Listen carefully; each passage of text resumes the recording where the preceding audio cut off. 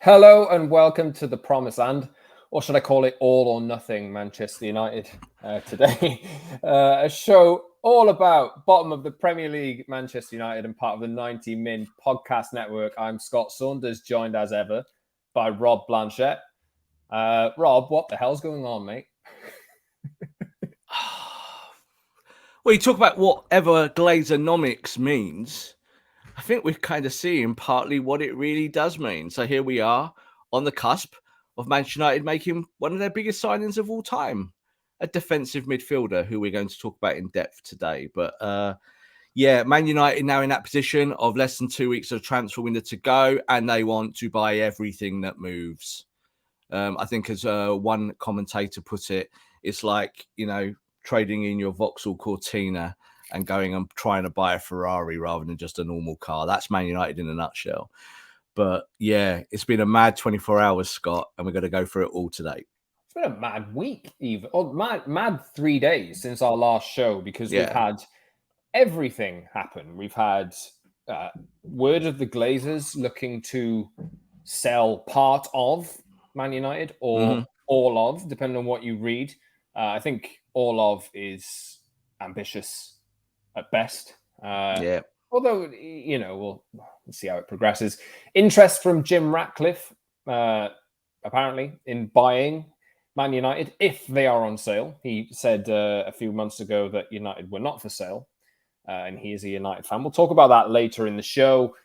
Obviously, the Liverpool game is on Monday night. I was expecting, well, I still am expecting a humbling of recent proportions. Liverpool put 9 past United in 2 league games last season, and as it stands, they won't have a defensive midfielder for that game either because Casemiro is not going to sign in time to play in that game. We'll talk about the Liverpool game. We'll talk about the protests planned ahead of that. We'll talk about everything around United, but we'll start the show with transfer overdrive. This is, they must have been linked with about 50 players in 3 days, something like that. But a few times, Rob, we spoke on a previous show about, at least we know, I know there's a lot of noise around United, but to be honest, we do know exactly who they're trying to sign. Frankie de Jong, Antony, etc., Lisandro Martinez. They tried for Timber, but he signed a new contract now. But at least they've got a plan. 2 games into the season, 6 goals conceded to Brighton and Brentford, bottom of the Premier League. Now they're going mental. And they are on the verge of signing Casemiro from Real Madrid in a deal worth around £50 million plus 10 million in add-ons. That's around 60 to 70 million euros in translation or in different currency. Rob, my brain is melting. What's going on? What are they doing? There's a new Antony bid that's gone in over the last few days. Ajax wants £78 million, a club record sale, more than they sold Frankie de Jong for. I think United aren't done there yet, too. He's not worth that money. Cody Gakpo is an alternative if they don't want to go back in for him, but we won't see that happen until PSV's Champions League fate is confirmed. Next Wednesday, they play Rangers. It's 2-2 on aggregate at the moment. They have the home leg ahead of Thursday's Champions League draw, which Man United are not in. United also want 5 players before the end of the window, and we have about 2 weeks left. They signed 3 so far in about 15, 16 weeks. Loads to get into, Rob, today. I'll just do the plugs first. Subscribe to our show wherever you get your podcasts on Apple, Google, Spotify, etc. And watch us on YouTube twice a week, Tuesdays and Fridays. Head over to the channel, hit the like button, subscribe, and join the community. Leave a comment as well on the crazy Man United behavior that's happening at the moment. The link should be in the description of this episode if you're listening on an audio podcast platform. And follow us on Twitter @_Scott Saunders, @_Rob_B, and @PromiseandMU. Rob and I have both tweeted something slightly negative towards the Casemiro deal in the last 24 hours. Although we both acknowledge he is a very good player. Let's just preface this section with that, Rob. Very, very good footballer, very decorated footballer, is a defensive midfielder. United have needed one for years. But there's so many red flags, Rob, with this one. Have we not seen this one before? It's like a bad movie that you've watched 300 times. So Casemiro, as you said, yeah, let's use the disclaimer at the top of the show. Casemiro is better than anything Man United have got. Yeah, he's one of the top defensive midfielders of the past decade. He's run 5 Champions Leagues. He's a Brazilian international. He's busy mates with Fred. All loads of upsides. What's the downsides then? Well, you just said there how much the deal is worth, but the true worth of this deal is around £130 million, including his wages. And this is going to make him the second most expensive player in his 30s in the history of football. Is Casemiro at the level of that, of say Cristiano Ronaldo, who got bought by Juventus from Real Madrid when he was still scoring 50 goals a season and was still absolutely at his highest level, an elite level? Does Casemiro help Man United get in the top 4 just with this signing, with United committing 130 million? 130 million for Casemiro, a player that was worth 35 million on the open market last week. I get that Man United fans are going to be torn by this, Scott, and this is kind of what we're going to talk about today, because United fans are desperate in the same way that the Glazers are desperate, in the same way now that John Murtough is absolutely desperate to try and get these players in for Erik ten Hag. But 130 million for Casemiro. What is that all about? If you've got a calculator and you're putting those numbers in there, it is going to start melting. It's not real. So this is what I find completely bizarre, is that, yeah, glad you got Casemiro as a fan. Really never care about transfer fees, don't care about wages, never really interested in those things. But anyone running a business, would you really do that? Would you really hurt yourself for the next 4 years if, say, Casemiro is a bust? Because that's what it would do. It means that you can't buy your future talent because you're tied into bad contracts. It's a bad movie, Scott. We've seen it before. It's the same errors that Man United have made for 10 years. Ed Woodward is gone, but the ghost of Ed Woodward is still running the football club. Can you change your hat, and we'll do a small section positive hat? Is there anything positive in it? Yes, look, there is a positive. Like, okay, let's do it blue sky. Let's do blue sky. Yeah. Erik ten Hag is a fantastic coach. Yeah, a brilliant coach, and he needs players. So this is the start of that, is that you're facilitating a way to get new players. Even though you're doing it all the wrong way, you're spending too much money, you're not doing it like a normal football club. Here are new players for Erik ten Hag. This is what you did for Louis van Gaal. You did the same thing for Louis van Gaal. You did it for Jose Mourinho. You even did it for Ole Gunnar Solskjaer. You did it in this haphazard way of, we need something, let's just go get things. Now, that's as positive as it gets, because yes, Erik ten Hag might now create a really good team, and we might be saying at the end of the season, that actually went really well and United got away with it. But do you know what this is, Scott? And this is the downside. Man United are a person at a roulette table, spinning the wheel, and they've just got that tiny chance there of winning. And they keep doing it, and they keep throwing the money away when we're in a complete global marketplace of a nightmare with finances, and you need to look after the cash. And just develop players and bring in new players who don't cost you £72 million in wages. But Casemiro might be brilliant, because he is a really good player.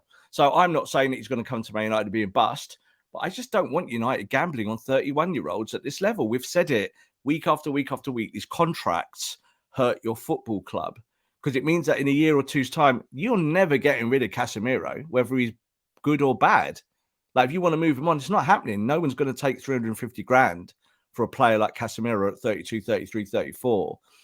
I'm not saying that every old player is bad as well. Like, this is the other side of it. Like, he might be great. But come on, Scott. Do you do this deal?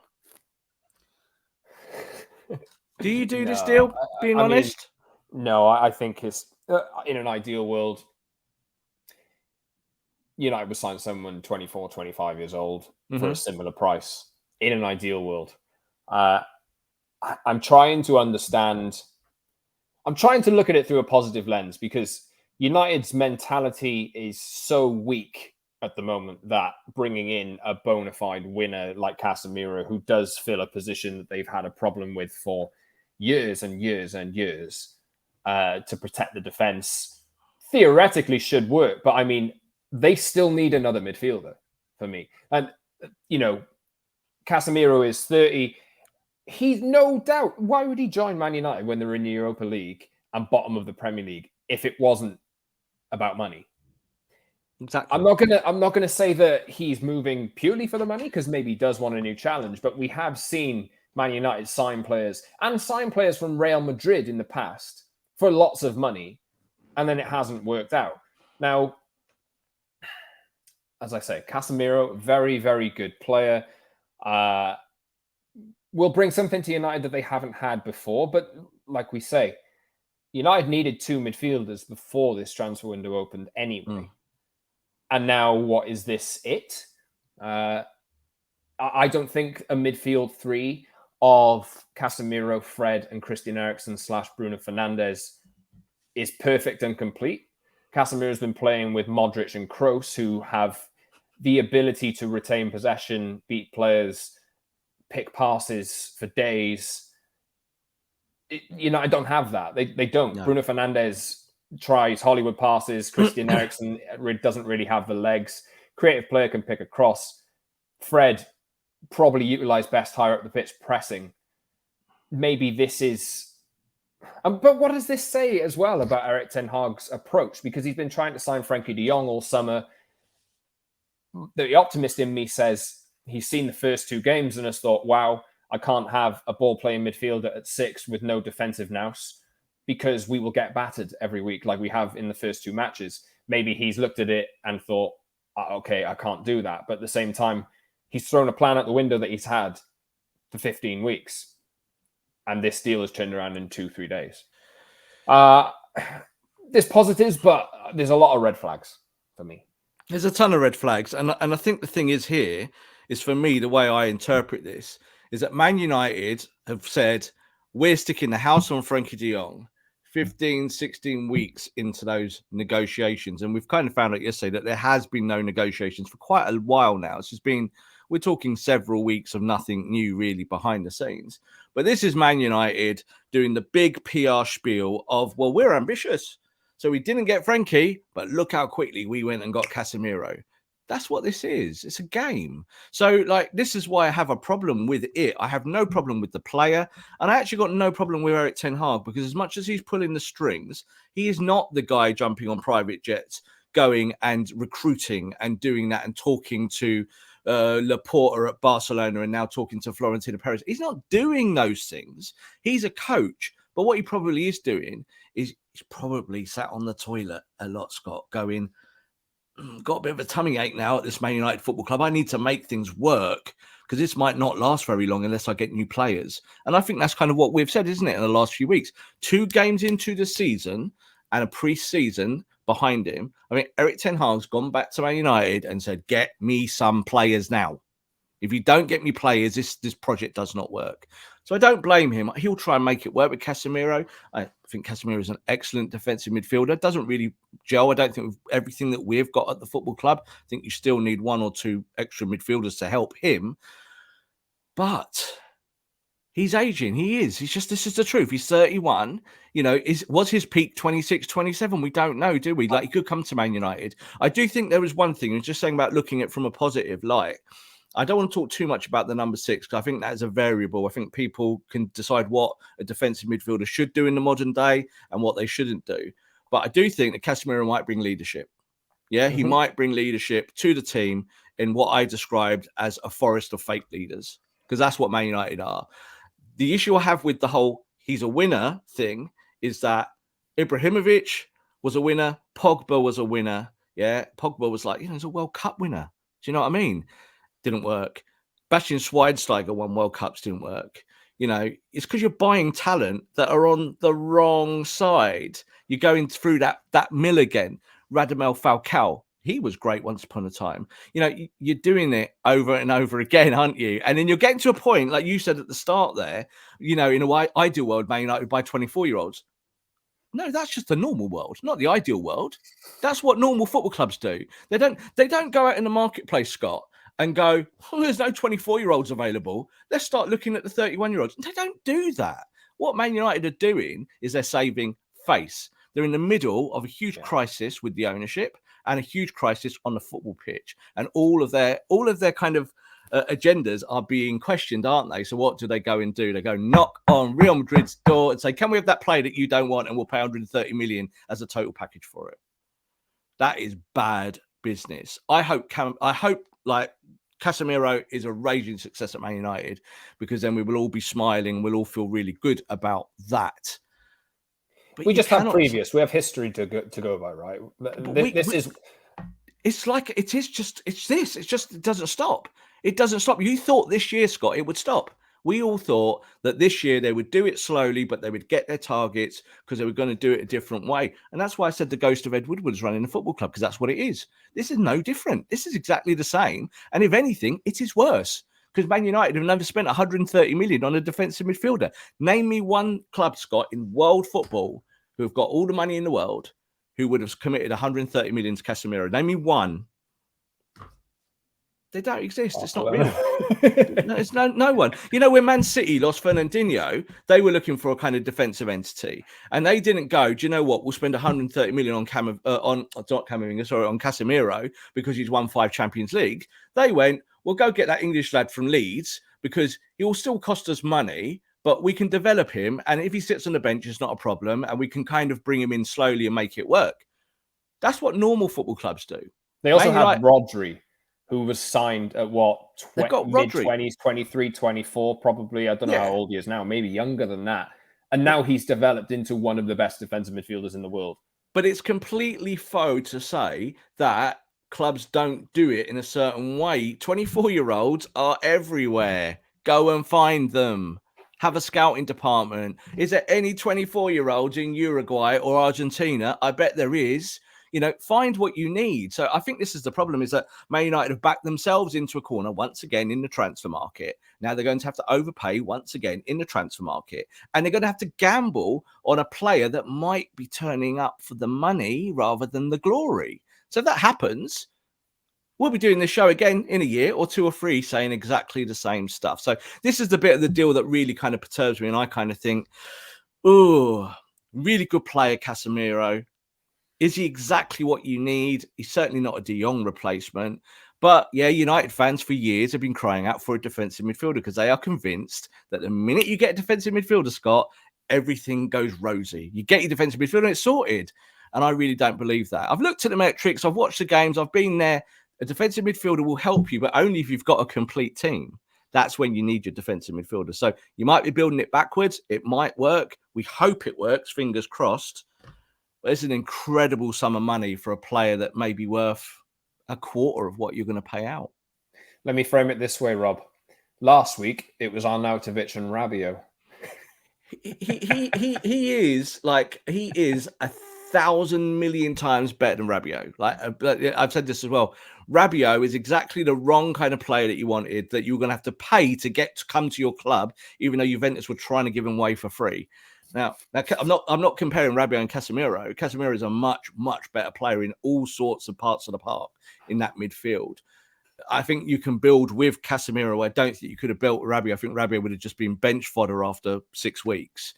Casemiro can come in. It might turn in that he becomes just the complete leader of Manchester United. He might come in and be the next Roy Keane, where he's the guy who's going to slice through people. I've seen videos already, people sharing them of him smashing James Milner because James Milner stepped on Benzema's ankle, and then Casemiro comes in and turns him into Rose Ed. Well, that's all very nice, isn't it? But does that get you top 4? Because that's all I care about. It's the football. I want to win football matches. So I think we'll like Casemiro. I don't think that we will be going, he's awful, isn't he? But there is a chance we will be. There's a chance that in a year or 2 time, we're going, how do you get out of that contract? Because that contract runs for another 2.5 years. And now you can't afford new footballers. So how do you make that work? It's, Casemiro might still be here when the Glazers are gone. Yeah. So the Glazers might have already sold the club by then, by the time his contract runs out. And it becomes a problem. I just think that there's a lot of worry. There's so many red flags around this deal, and so many red flags about all the deals that Man United have now approached in the last week. They're all got weird aspects to them where you kind of go, why are you considering that? Don't consider it. Just put it away. But of course, the manager wants players. So United are trying to fulfill that ambition. Do you remember when Van Gaal bought those players? He bought like 5 or 6 players, and you could see you're all like, well, they're all good players, but do they help you improve the team, really? And the truth was, after 2 years, that experiment was like, no, they don't. And the manager lost his job because of it. I don't want that to be Ten Hag's fate. I don't want him to be judged on John Murto's ability to get transfers over the line. I don't want that to be the way it works. This is an overly negative reaction to this. And we should probably balance it out with, again, reiterate the fact that Rob and I really like Casemiro as a footballer. Love him. Brilliant footballer. The only issue is we've seen United's historical evidence of transfers like these, of players of this type of profile. His injury record, touch wood, has been very good for a long time. Hopefully he will maintain that. The Premier League is massively different. But I'm just a little bit, there are red flags. And that's the only thing. We're more bothered by the how United have approached this and the transfer itself, maybe. Okay, look. So you got how I would put it. Okay, so you got Casemiro for 40 million, right? You got him for 40 million or 35 million, and he's coming to Man United for 200 grand a week. Brilliant. That's business. That's how you do it. The money they're putting on the table is eye-watering for a player of this ability and this talent. So that's the problem, Scott, is that I like him and you like him, and we're not debating his ability as a footballer, are we? What we're debating is, does the deal fit what you need, the profile? I don't think it is. I know everyone wants a defensive midfielder, but come on.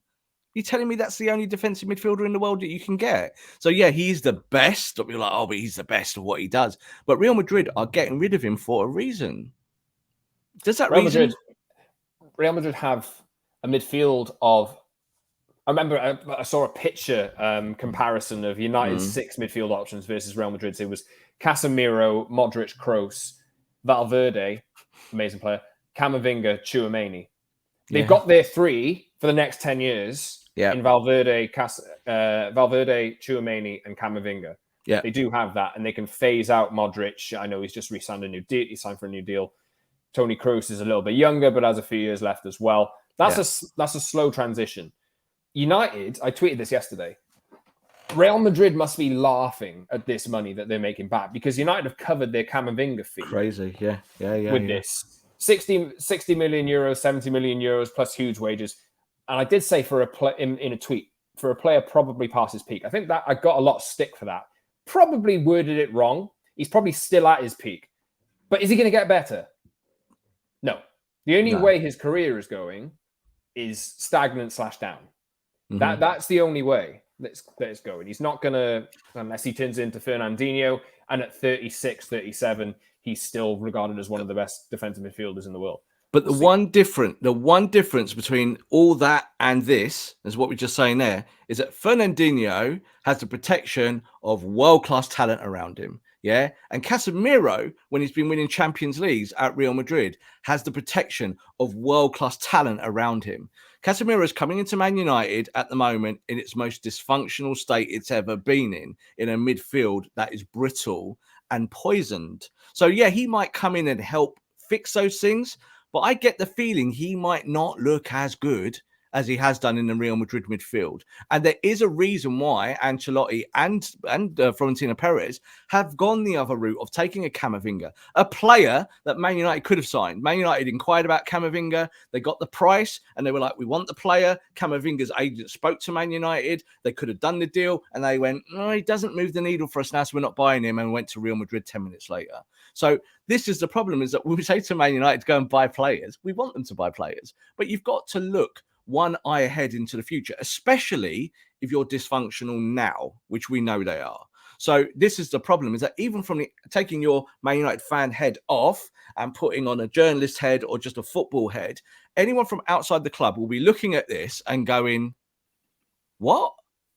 And that's the problem, isn't it? Is that this is not a deal where other football clubs are looking at Man United going, wow, that's amazing. You went and got this player that Real Madrid don't want anymore. And you paid 130 million in a total package for him. There's no one saying that.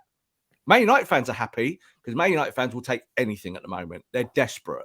But I think we have to be less desperate, Scott. I think we have to have higher standards and say, yeah, he's a good player. But as you just said there, is he at his peak now? Probably. Will he be at his peak in a year or two? Almost definitely not. We've seen the greatest of all time in Cristiano Ronaldo go from being super elite to still pretty good, but not helping you win football matches. Yeah.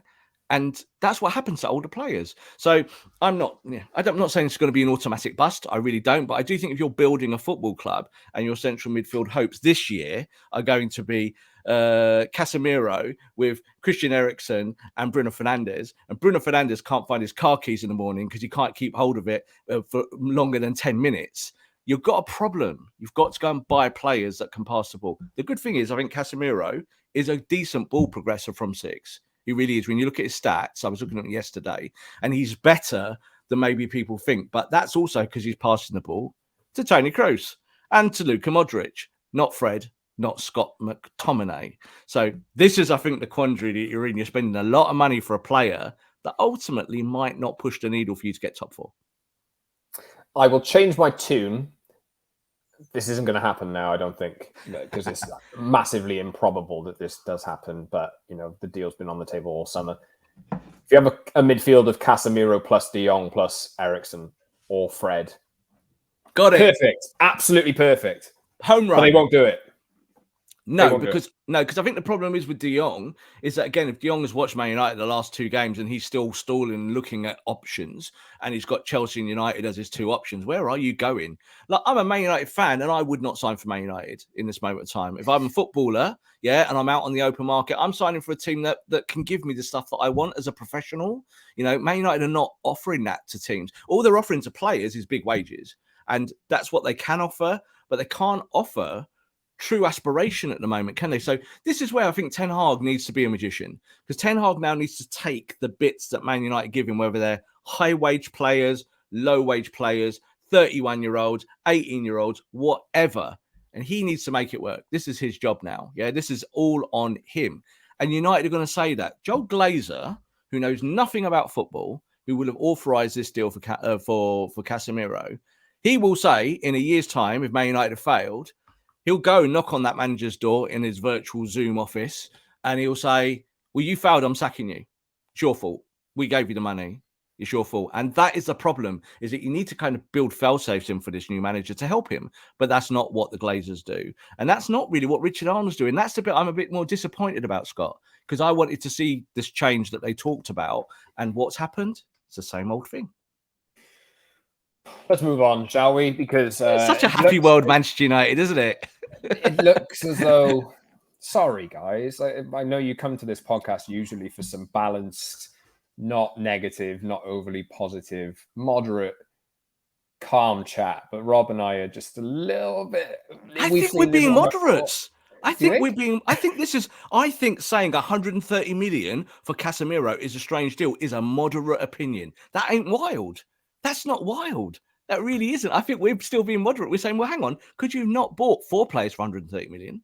You're buying 1, but you need 4 or 5 or 6. I think they're moderates, man. I know we're not offering the blue sky. This is the thing. I think the other side of it is like at the start of the season, we were kind of going, or the start of pre-season, we were going, yeah, let's see what happens. This is good. We're being linked with good players. But that's kind of all moved away now, isn't it? And we're just being linked with whatever we can get. So I do apologize. We're not trying to be over the top or stressful or shock jocks or anything like that.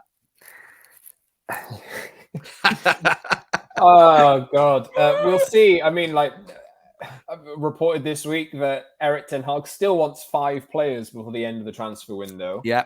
Casemiro being 1. He would like a defensive midfielder, a central midfielder, a forward, a wide forward, a striker, and a right back. Plus, even a second choice goalkeeper is on the agenda as well. So 5, 6. New team, really? Is it? But they could have done this weeks ago. This is the real issue. I don't really know why we're 2 weeks left in the window and United are now going to pull off all these deals.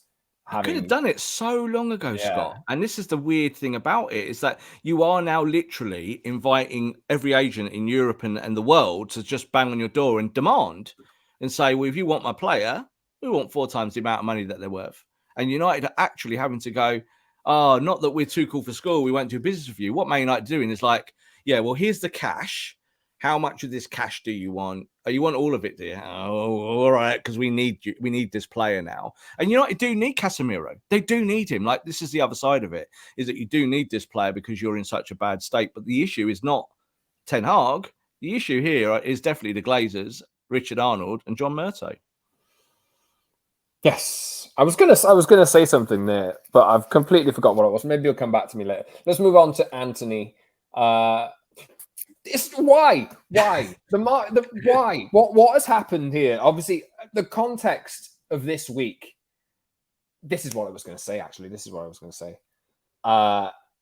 We're getting a lot. No, I've lost it again. Rob, I can't think straight. I can't think straight. New Antony bid has gone in this week. Yeah. Rejected by Ajax. Now, United have had interest in Antony all summer. The price tag has gone up and up and up. And we understand at 90 Min that Ajax will hold out for a club record sale of around £78 million. Yeah. That's 87, 89, 92. I've forgotten what the conversion rate is. Million euros. I think United might go back for. I don't know. We'll see. But like, why now? Why have they made a new bid now? Is it the context of everything that's happened this week? The Ratcliffe thing, the Glazer ownership, the protests, all of this coming to a head. The 4-0 loss at Brentford.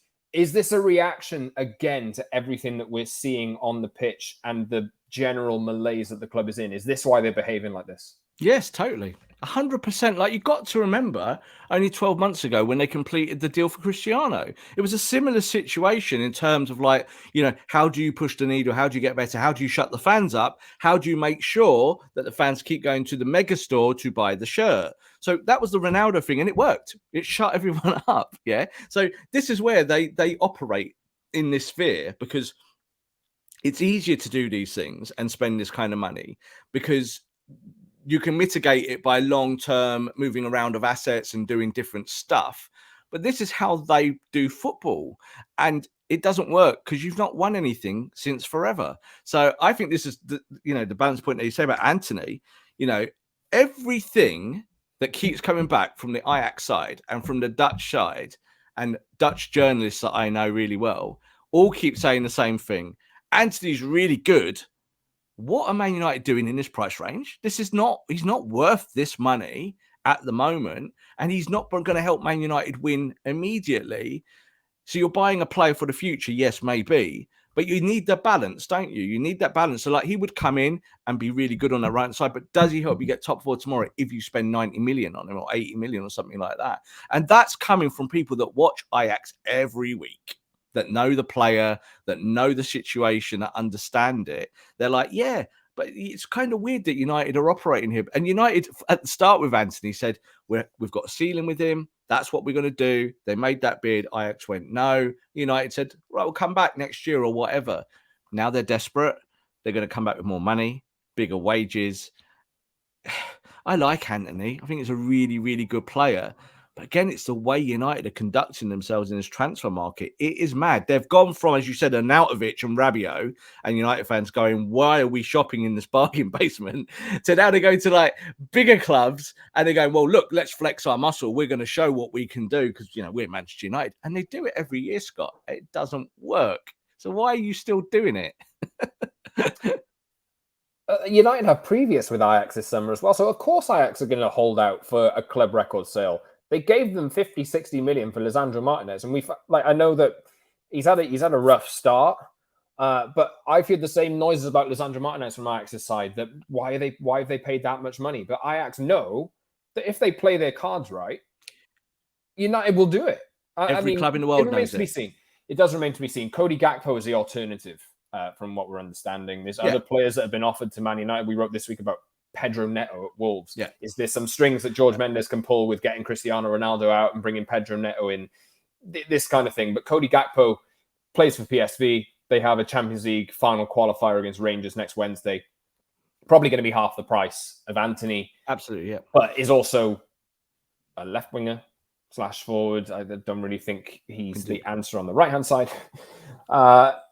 Planning. It is. It comes down to planning. And the weird thing is, it's like people, we're talking a lot about Brighton this week as well. And obviously what they've tried to do post Cucurella, post Basuma.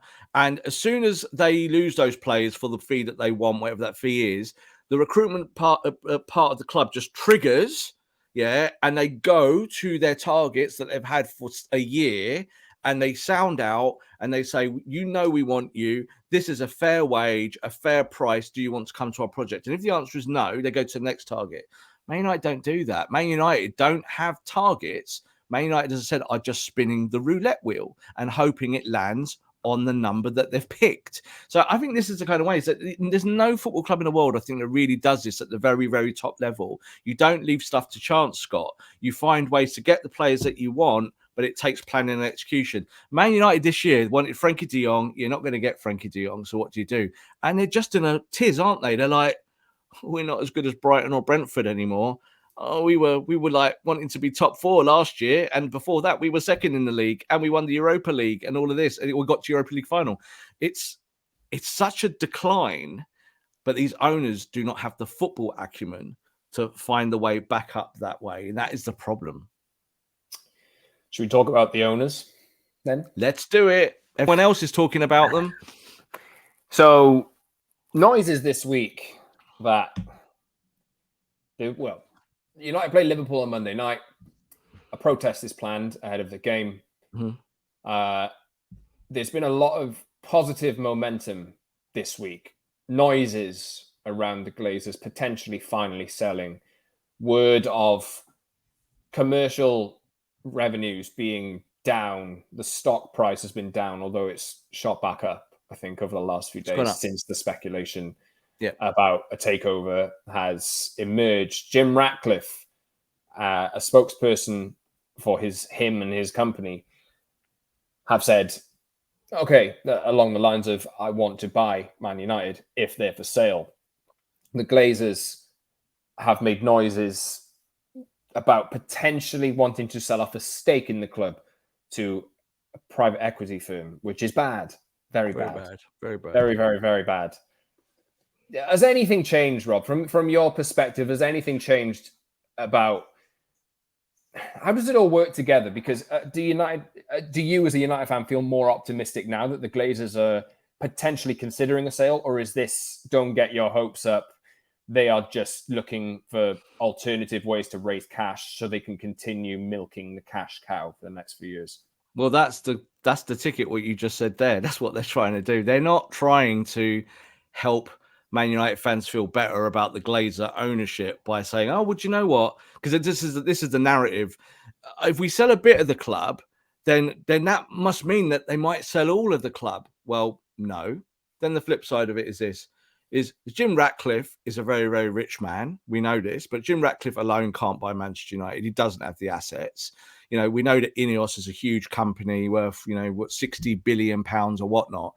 But Jim Ratcliffe, in his own personal wealth, is worth around 11 billion. This whole, does he want to buy the football club thing, again, is a little bit kind of tumultuous. It's like, it's not actually real. A spokesman for Ineos said, yeah, of course Jim Ratcliffe would like to buy Manchester United one day if it was on the market. It's not on the market. That's a problem. But the fact that the Glazers are trying to shop a chunk of Man United to an investment firm in the US is a really, really bad idea. Why? Because that investment firm certainly doesn't care about trophies, certainly doesn't care about the health of Manchester United, and certainly doesn't care about Man United fans.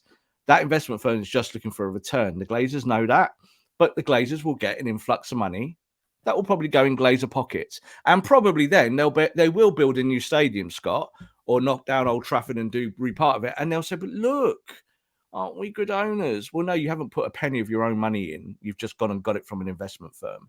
So unfortunately, as I hate to tell to Man United fans, there is nothing new happening. Unfortunately, it's just the way it is. There's a lot of social media noise around this because it's a very interesting story. But until Jim Ratcliffe comes along with his billionaire mates and sticks what I reckon is going to need to be about 6 billion on the table, it's going to have to be. That's what they'll sell for, about 6 billion. United have got a value at the moment, share value of about 2.5 billion. But it's going to take that kind of money when you look at what happened with the Chelsea sale. Really is. Man United are a much bigger entity than Chelsea in terms of a brand globally. That's what it will take. And that's why it has never happened. Because that is a lot of money for anyone who isn't from the Middle East and from an oil company. What did you say the other day, Rob? Words are cheap. Yeah, talk is cheap. Talk is cheap. You know, like that. This is the thing. Talk is cheap because everyone could say they would like to own Manchester United. I'd like to own Manchester United, Scott. So would you. You know, we'd all love to own it, but we haven't got the means to own it. And even billionaires at the top end of, like in Britain, like Jim Ratcliffe is the richest Englishman in the world. But he hasn't put a bid in before for these exact reasons, because he's going to have to pay the Glazers off in a way that we've never seen before. The Glazers will probably take $6 billion to leave, because then they'll take that money and reinvest it somewhere else. That's what they do. But why should they leave the football club in their minds if they're taking these dividends every year and Man United keep failing, and yet they're £20 million off in their own personal pockets every year? That's how it works. So I don't want to. Do you think there's any potential weakening on the Glazers side, given United are failing on the pitch? If they fail to qualify for the Champions League this season, Adidas can cut 20 million off of what they pay for their kit supplier agreement. You know, commercial revenues have been stagnating / going down since about 2017. Yeah. Is this a less attractive prospect for them now? Do you think there's anything that has changed at all? There has been change in the profit and loss, no doubt about it. COVID hit them really hard. And there's no doubt that when you have a failing football team, you just start to hemorrhage money in a way that you don't want to hemorrhage money. If you're outside of the Champions League, which is where Man United are now, and let's be honest, you might not be back in the Champions League for a pretty long time unless you get it right, then you're in trouble. You're going to make TV rights. You're going to make money from other ways. Man United actually don't have any playing assets that you can sell. They don't. They don't have anything in their pipeline that you can go, well, Cristiano Ronaldo, he's 18 years old now, but in 4 years' time, he'll be the best player in the world and we can sell him for a lot of money. You don't have that anymore at your football club. So the model is compromised. However, the Glazers don't own Man United for those reasons. The Glazers own Man United so they can take dividends out of the club to fluff their lifestyle, so they can go and live in Florida and have the best lifestyle ever and be multi-millionaires and billionaire company. So I think the unfortunate thing is that the Glazers will never, ever leave Manchester United until they get the jackpot winning ticket, which will be £6 billion. So if someone comes up with £6 billion, great. My fear, Scott, and I've said it so many times, is if that is from a regime from another part of the world that we do not want to be associated with Manchester United, that becomes a bigger problem than the Glazers. It really does. I don't want Newcastle United Mark II at Old Trafford. I really don't. That would be horrendous. I would find the human rights issues around that way too much to kind of deal with as a football fan. But I know that most football fans, is that the wrong way of putting it? No, we just want our team to win. A lot of football fans are just so not interested in that. Look, the celebration in Newcastle of being a team that won nothing for 50 years and now have all this money has been unparalleled. People in Newcastle think that it is now raining money and they're just going to just lavish in the shower of it. They don't care where that money's coming from. They really don't. So I think that's football in a nutshell, is that football's a greedy sport. But you want owners to come in at Man United who can put some of that greed aside and go, we're going to invest in the team. And we, not in a moralistic way, because football isn't moralistic, but just in a normal way. So we don't have to consider some of this sports washing that other football clubs do. I know Man City fans who look at Man City, and even though they've supported them their whole life, they kind of look at their own ownership and say, I don't feel anything about this success because it's not what I signed up for. Now, that's not all Man City fans. Yeah, but there is a percentage that do feel that. And I think at Man United, it'd be the same for us.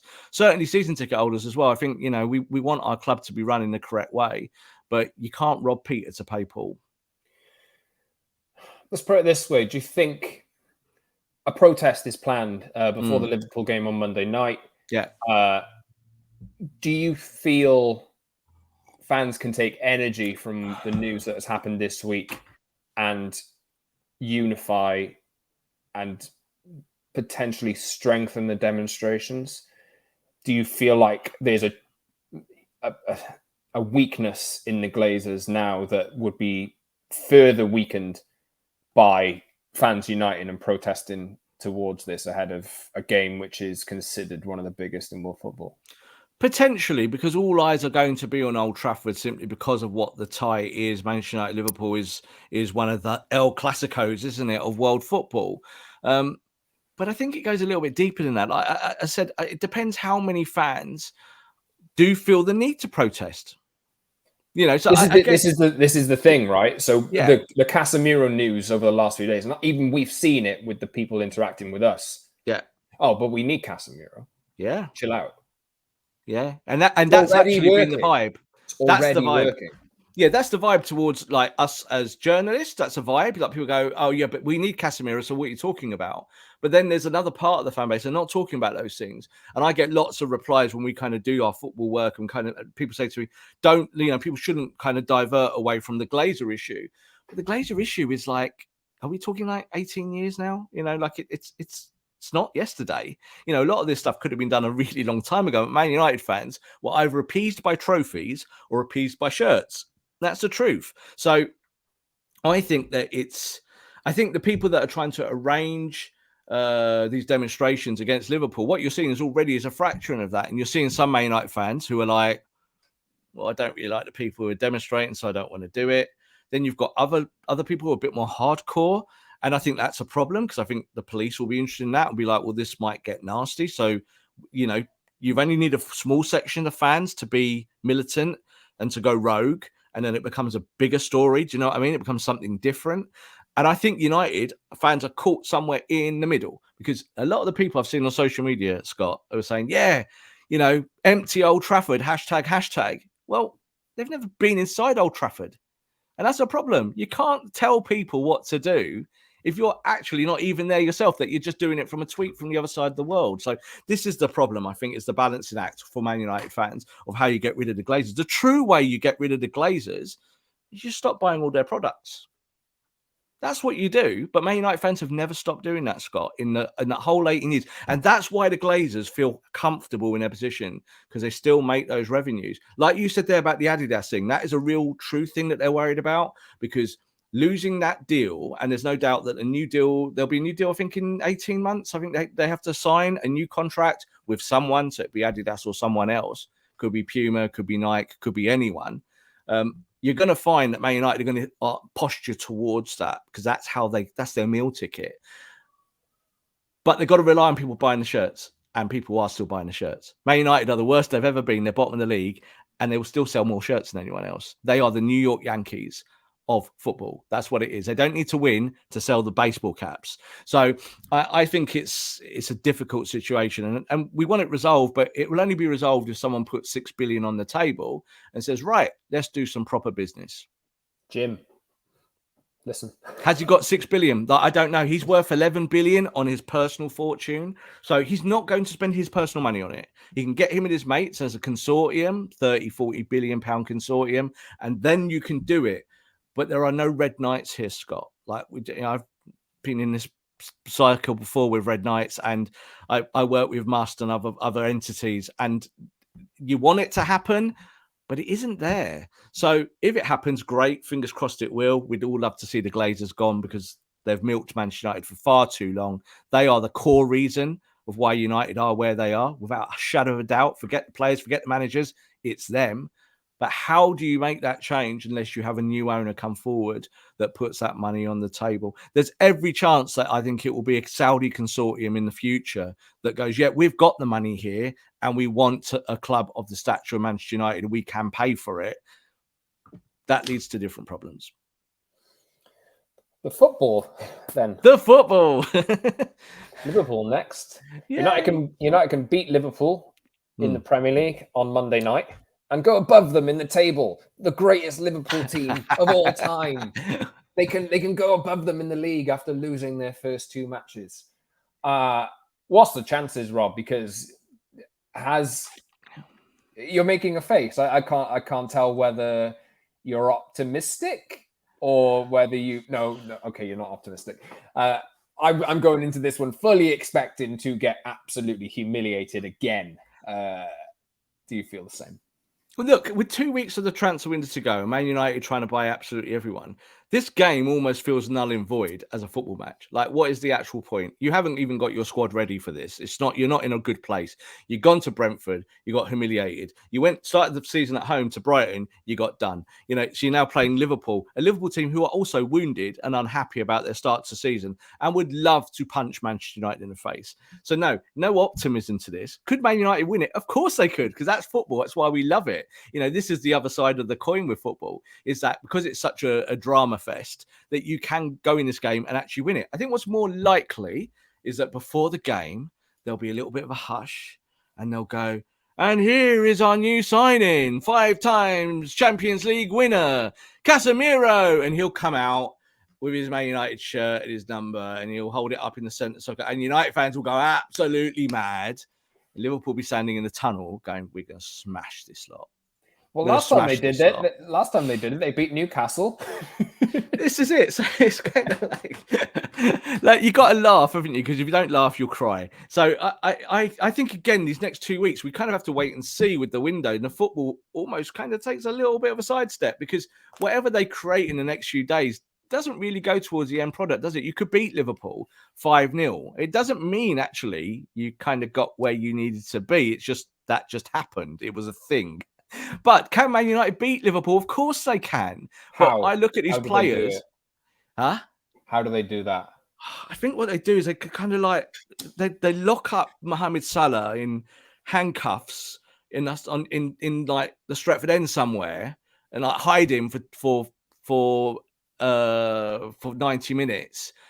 And thank God that Darwin Núñez isn't playing and has decided to get himself sent off with a headbutt. So that was quite funny when that happened. It was God, he won't be at Old Trafford. That's a good thing. And maybe the whole Liverpool team can do that and implode and help Man United to victory. But it's a huge test for United. I think, again, it's about Ten Hag's stylistic functions, about what he can put out on a football pitch now.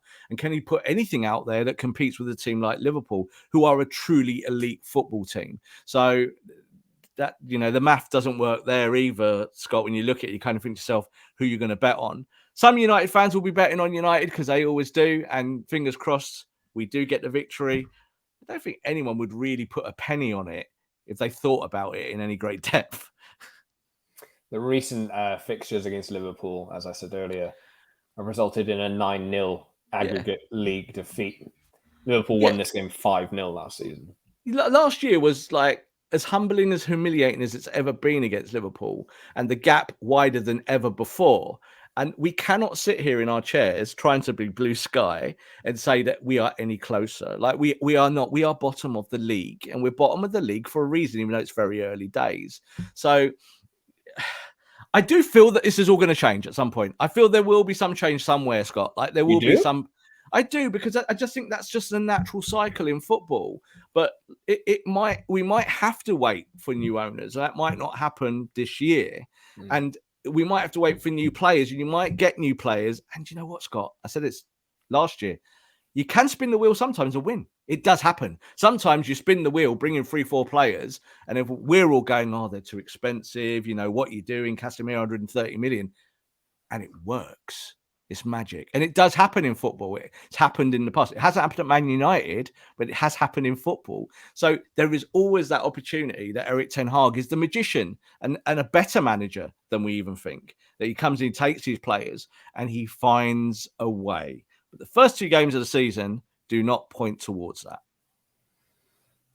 Any final thoughts, Rob? Have we missed anything today? Or no, the final thought is it's just 2 games. Just 2 games. It's only 2 games. So we've only had 2 games. So it would be silly to kind of prejudge absolutely the whole season on 2 games. But there are worries and there are fears. I do think, let's do a little prediction here now, rather than predicting the scoreline against Liverpool. United won't get 5 against Liverpool, but they might have 5 new transfers by September the 1st. I actually think people have looked at the 5 new players story and thought, what? That's never going to happen. But you've seen in 48 hours, United have turned around Casemiro and it's basically done. It might even be done by the time you're listening to this. It's more likely that Man United will sign 5 players before September the 1st and marking Tony at the back post against Brentford. It's much more likely. And that is the truth. So I think this is where United need to fix the football project, and that is Ten Hag's job. Keep saying it. But ultimately, Man United needs to give him players. So, as a fan, I don't care what Casemiro earns. I don't care how much Man United put out on that. but ultimately I want the right players and I want a development project. I think as a fan, that's what I wanted to see. So now it's up to Ten Hag to take whatever he's given and try and do what Louis van Gaal couldn't do, because Louis van Gaal is one of the greatest coaches of all time and couldn't do it. And Jose Mourinho is one of the greatest coaches of all time and yes, was on the wane, but couldn't do it. So can Erik Ten Hag do it? He's got a lot to prove and he's in a worse position than Pep and Klopp were on day one at those football clubs when he went there to build those clubs. He's in a very unique beast. I think he's probably thinking now at home in his house in Cheshire or wherever he's living, he's probably thinking, this is a much bigger job than they ever sold it to me. I thought I'd be able to go there and fix stuff because football's just football. No, Man United are a massive political entity and it's a crazy, crazy football club. Apologies for the tone of the first 30-odd minutes of the episode. It's not our fault, Scott. It's not our fault. Rob and I have seen it before. I'm sure you have too. And it's just Manchester United's fault. We've seen it before, and now this is a different group of people making the same plans / mistakes as they have done for the last 10 years. So sorry for not defaulting to optimism straight away, because we've seen it before and we've seen it not work before. Yeah, and right? I think we would be totally wrong sat here today going, yay, Casemiro. That's also not the right way of doing it. I hope he comes in and is a trailblazer and does it for us. I really, really do. And he's a good player, there's no doubt about it. He is a world-class defensive midfielder. But I'm telling you, a defensive midfielder does not heal all these wounds. All of these wounds are open and people keep rubbing salt in it, Scott. Happens all the time. So I don't think as either United fans, pundits, journalists, whatever, podcasters, you cannot say with 100% that this is going to work. You cannot. And that's why we are as we are. We're not down in the tooth and we're not Man United depressives, are we, Scott, you and me, in general? We do kind of look at things, I think, from a moderate's eye, and we try and present ourselves in that way. So these fingers are crossed 24/7 for Man United and for Casemiro and for Erik Ten Hag. Casemiro has reached the so-called promised land several times over the last few years with Real Madrid. This reference to the Champions League and winning actual titles really helped United back to it over the course of his 4-year +1 contract, which he's going to sign with Man United by the looks of it over the next 4+1. It's mad, isn't it? Like, you want to give 4+1 to Camavinga because he's young, and you go 4+1, we'll build you up, or 4+1 to Jadon Sancho. You know, that's right. 4+1 to a 31-year-old is pretty unusual. He's not 31 till February.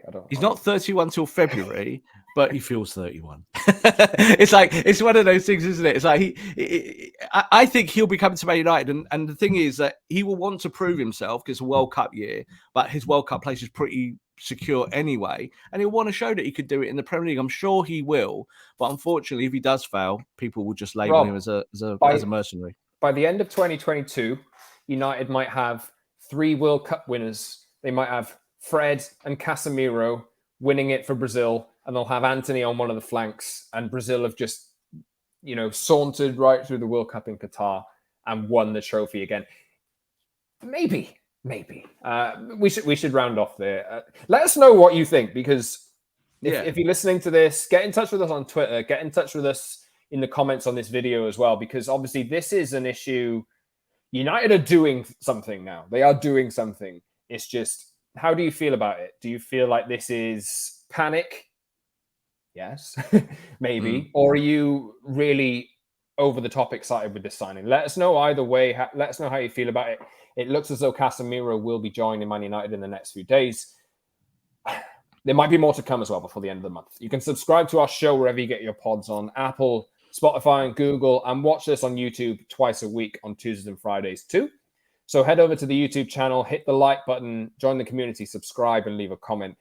And the link should be in the description of this episode if you're listening on an audio platform as well. And Twitter, @_Scott Saunders, @_Rob_B, and @PromiselandMU for the show. Rob, fun show today? Fun? Is that the right word? I'm not sure. It's always fun at Manchester United. If you like a little bit of reality TV, and it seems like the whole universe tends to these days, Man United are your ticket. Man United are exactly your fun day. You flick on Twitter, it's Manchester United galore, isn't it? It never stops. So look, there's going to be lots of football to come. So people calm down if they feel up or down about any of this. There's still so much of this story to read. Let's hope that it has a happy ending. Thanks, everyone. See you on Tuesday.